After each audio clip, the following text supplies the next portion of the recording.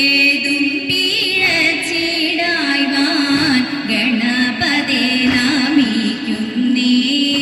ഉൾത്താരിൽ ദീപം നീട്ടി ഉത്തമ മാർഗം കാട്ടും സദ്ഗുരുനാഥൻ പാദം ഭക്ത്യാ നമിച്ചിടുന്നേ.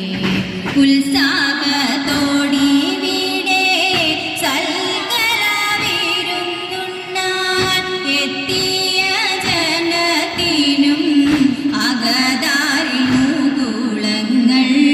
പാർഗണ ശശിമുഖി പാർവതി ദേവി പുത്രൻ ഓമൽ ഗണപതിക്കായി ആയിരം കൈ തൊഴുന്നേ.